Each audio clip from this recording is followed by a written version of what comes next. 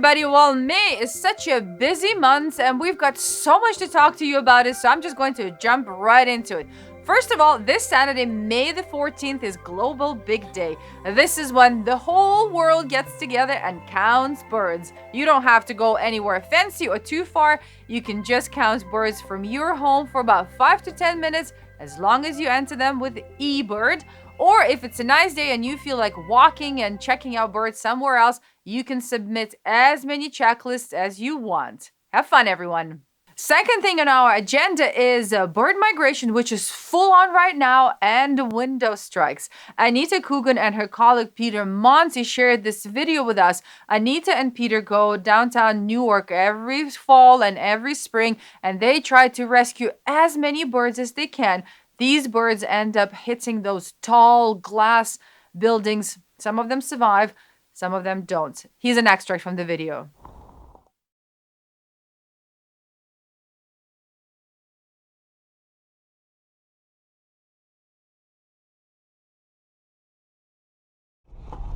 Oh no, right behind me. I just heard this bird hit. Oh my God. This just happened right behind me. I heard it hit the glass and it dropped right behind me. Almost hit me. I'm not sure what this is. I hope this one survives. It hit pretty hard. TFG. This is the one that was squeaking. Don't hurt him. And here's the one that was pretty much dead. I only knew that his breathing was breathing. So this is just a reminder to please turn off your exterior lights if you're not using them. If you like to stay up late at night, please close your blinds and your curtains. And perhaps if you work in a building that has lots of windows or the lights are turned on for the night, maybe you can talk to the building owner and persuade them to turn them off for the migration time. You know, any turned off light will be beneficial to migratory birds. And another thing to keep an eye on is window reflections in your buildings, in your house. For example, here we have to change the location of our bird feeding station every spring and every fall because the light changes. We also use our backyard a lot more in the summer, so we're in and out of the house. The dog is in and out of the house. So whenever we open the patio door, the birds just get spooked and boom, they go straight into our patio door. So this is what I'm doing today. I'm taking down my bird feeding station and I'm moving it all the way to the back of our property, closer to that overgrown wild area that we have, because I find that migratory birds actually love coming to my bird feeders more in that area than when the feeders are left closer to the house.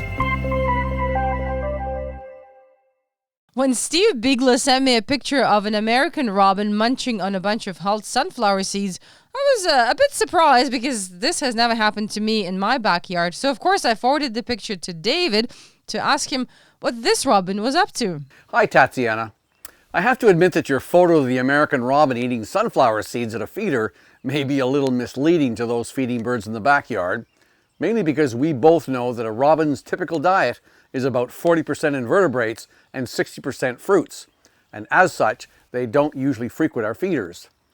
Some of the more common invertebrates eaten by robins include earthworms, insect larvae, grubs, caterpillars, and snails, and occasionally spiders, beetles, grasshoppers, and the like. As for fruits, their favorites are blueberries, cherries, grapes, crabapples, mulberries, winterberries, and dogwood berries. However, American robins are quite omnivorous, and they have been recorded munching on eggs, small snakes, frogs, lizards, and even tiny fish. Now, looking at that photo very carefully, I can see that this particular robin is dining upon hulled sunflower seeds, which is something they will occasionally eat. You see, robins do not have bills that are designed to easily crack open the hulls of sunflower seeds, so that exercise simply becomes too much work and thus less desirable in their daily diet. So don't waste your time with Niger seed, safflower seed, cracked corn, or mixed bird seed trying to get robins to your feeders. If you do want to attract them to feeders, offer things like chunks of fruit like pears and apples, softened raisins and cranberries on a platform tray or dish. Robins will also come to suet, but only if it's broken up in some way. Peanut hearts and jelly will work too. As insect eaters, they love mealworms, especially live wriggling ones bought from a pet store. I suppose earthworms from a fish bait store would also work, but that could get a tad expensive. Finally, we must keep in mind that birds are like people. They can behave quite individualistically and thus surprise us with their behavior from time to time. Well, here's some very interesting news in the bird world. A team of researchers from the National Aviary in Pittsburgh spent 3 years combing an undisclosed portion of Louisiana woodland and now claim that the ivory-billed woodpecker is not extinct. They used audio recordings, trail cameras, and even a drone to capture photos of the bird. In fact, Steve Latta, the leader of the team and director of conservation at the aviary, said that each member of his team actually had encounters with the big woodpecker and often heard its call. Latta himself saw the bird fly upwards in front of him for 6 to 8 seconds, showing the distinctive white edges to its wings. He added that the size and markings of the bird captured in the photo provide strong evidence that it was not a pileated or a red-headed woodpecker. What makes this finding so intriguing is the fact that last year the U.S. Fish and Wildlife Service officially declared the bird to be extinct. Moreover, a few years before that, a team of ornithologists from the Cornell Laboratory of Ornithology claimed to have rediscovered the bird, but didn't have enough definitive proof to convince independent experts on bird identification. The last accepted sighting of the ivory-billed woodpecker was in 1944, based on a series of grainy pictures and actual observations. The bird was once relatively common, stretching from the Carolinas through Florida to Texas. But human impacts upon their habitats, as well as killing them for food, followed by the inevitable ramped-up collecting due to their rare status, caused the birds to become extremely secretive and totally avoid humans. While the study hasn't yet been peer-reviewed, Latta's team has already attracted one strong supporter, Dr. Jeff Hill of Auburn University, who firmly believes that there's still several dozen ivory-bills hiding out in the swamps. Stay tuned.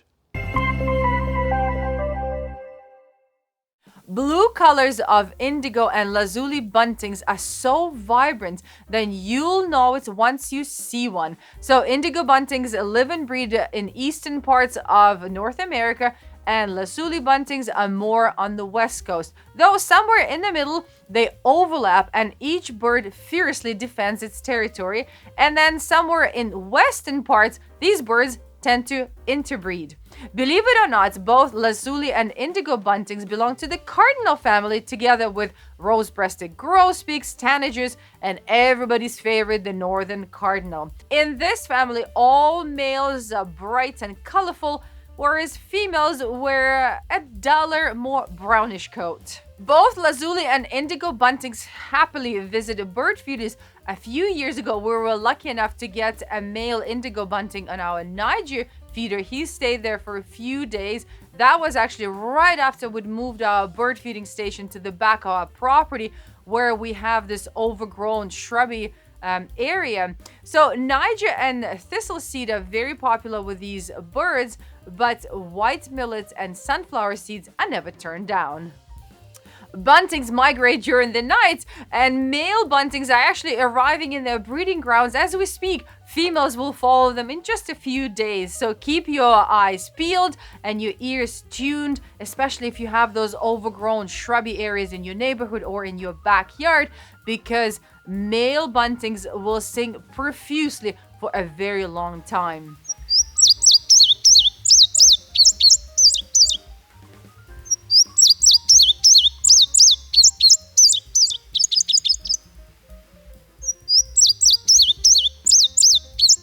Indigo bunting pairs remain monogamous pretty much for the whole season, and they can have up to 3 to 4 broods. Female look for nesting sites, and they really like these overgrown thorny areas. So if you have wild raspberries or wild blackberries, don't rush to cut them down. This is the kind of habitat that females really like to build their nests in.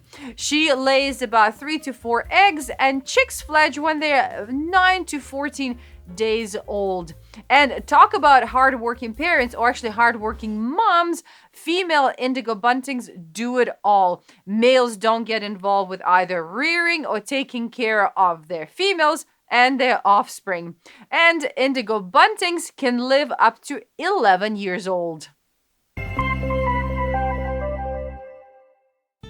You know, I've had bluebird boxes up for a few years now, and even though I know that I have too many trees and just my backyard is not the kind of habitat that they prefer, I'm still being hopeful. I just really like bluebirds, so the thrush family photo contest was quite a treat for me. Let's check out the top 5.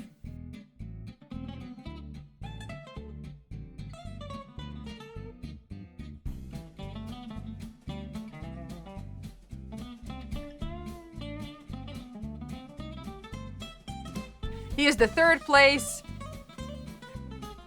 the 2nd place, and the grand prize winner. Congratulations, everybody. Just a quick reminder, if you take the 1st place in our photo contest, we ask you not to participate for the rest of the year. The grand prize winner gets what we called our bird food court. It's a Squirrel Buster Plus with a weather guard, a pole adapter, and a Seed Buster detachable tray. Well, June is when birds are busy raising their young, so the theme of our June photo contest is hardworking parents. Good luck, everyone.